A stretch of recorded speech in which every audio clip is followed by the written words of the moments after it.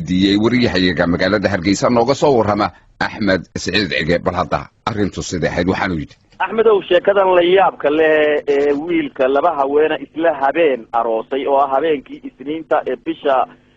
July ay ku soo gudbay 17 ahayd oo ayna ka dhacday tuulada Garabis oo 25 kiiloomitir koonfur galbeed ka xigta magaalada Hargeysa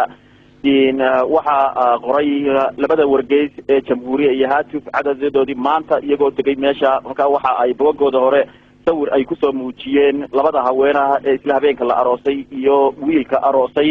oo mar wada fadhiya oo dhexda ugu jiro marna wada taagan oo dhexda ugu jiro waxay kala soo sawireen labada haween oo kaliya oo mar wada taagan oo sheekaysanaya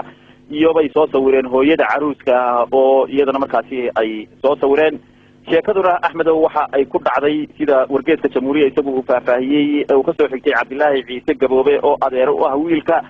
in wiilka markii hore gabar kamid ah labada gabdhood ee imaka uu aroosay ay sheekaysan jireen dabadeetana odayaashu ay u soo dooreen waalidkii gabadhaasi oo joogay sida sheegeen Hargeysa dabadeetana intii ay ku soo maqraayeen gabadha loo doonayay ayay dad kale u sheekeeyeen bay yiraahdeen wiilka oo maskaxda ka xadeen oo yiraahdeen odayaashu waxba kuma maqna dabadeetana gabadha kale oo degaray reerkooduna degaraa isla beesha tuuladaasi Garabis ayuu isagii doontay dabeetana meherkii laakiin ma dhicin marka waxa ay noqotay in labadiiba isku soo beegmaan oo ay noqotay labadiiba diyaar yihiin dadka dhaqanka Soomaalidu uu sheegayo hadii mid markaasi laga haro waxay noqonaysaa in marka markii la bixiyo konton halaad la bixiyo sida wargeysku qoray ee uu sheegay Cabdilaahi Ciise Gaboobe adeeruha wiilka laakiin odaygii dhalay wiilka ayaa wuxuu gudoomiyay in loo arooso labadaba isla mar la meeriyo oo la doono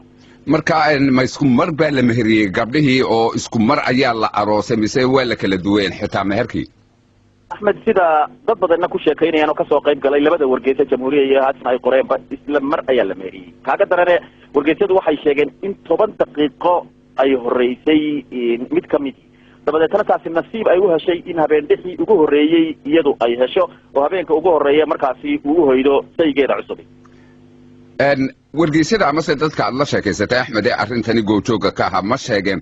dareenka saddexdan qof ninkan wax aroosay iyo labadan gabdhood ee isku markana la meheriyay isku markana la wada aroosay Axmed oo dareenkooda waxa ka horeeyaba ka dadweynaha oo dadweynuhu aad iyo aad bay Hargeysa maanta u hadal hayaan oo wargeysadiina markiiba waa la marsaday laakiin soo sawiray arinta sheekadan ee wax ka qoray isla mar ahaantaasina dad badan oo tagay ayaa markii dambe dadku ay wareysanayeen oo dadku way la yaabanayeen qof sheekaya shaahid ku arkayna waan waayay oo Xaaji Cabdi Waraabe oo oday weyn oo adogtay oo boqorilo ka way wuxuu igu yiri sheekaya shaahid arintan kuma arag waxay kale oo markaasi wargeeska Jamhuuriga uu sheegay inuu xalay ka qayb galay gaafkii oo habeenkii saddexaad ay ahayd ee loo sameynayay dabadeetana caruuska laftiisa oo la yiraahdo Saciid Maxamed Cabdilaahi ayay wax weydiiyeen wuxuuna uu sheegay in dareenkiisu fiican yahay ku talagalkaygii guurkuna uu ii hirgalay ayuu yiri waxay kale oo weydiiyeen Ubax Saalax Cawood oo iyadu ah labada haweena mid kamid ah oo ahayd haweenkii iyadu markaasi gabadhii horeysay ee 10 daqiiqo habeenkii ugu horeeyay uu hoyday saygeedu waxayna ay sheegtay markaasi in arooskoodu uu fiican yahay inay isku jecel yihiin Sahra iyadana ayaa la weydiiyay Sahra Maxamed Cabdi oo haweenka labaad iyaduna waxa ay sheegtay inay ku faraxsan tahay 90% sida wargeeska Jamhuuriga ka soo xigtay ay isku jecel yihiin sida ay sheegtay guurkaasi wada jirka Axmed waxaan ku weydiiyay Xaaji Cabdi Waraabe waa run waa dadka ugu daada waaweyn imika dadka Soomaalida ee la yaqaano dhaqan ahaan aad buu uga warhayaa waa kan kula sheekiye shaahid wax loo kala in la soo marin diin ahaan arintani sidee ku noqonaysaa ma ku urgashaado Axmed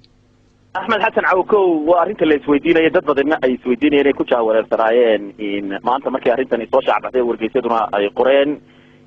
marka Xaaji Cabdi Waraabe wuxuu ku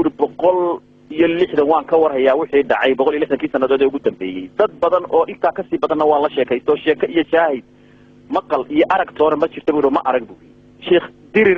Sheekh Maxamed Cumar Dirir oo shuyuuqda caanka halkan ee laga dambeeyo ayaan telefoonka u diray oo aan weydiiyay sheekhu wuxuu igu horta weligay ma maqal mana arag laakiin buu yiri waxa diintu ay sheegaysaa in qofka caruuska ah gabadha caruusada ah ay xaq u leedahay 7 maalmood in ninku markaasi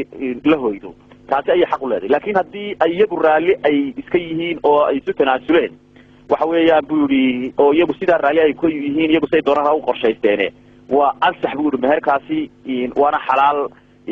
marka wax diinta oo ka soo horjeeda ma jirto buu yiri Sheekh Dirir Axmed Saciid Cige oo arintaasi iiga warramayay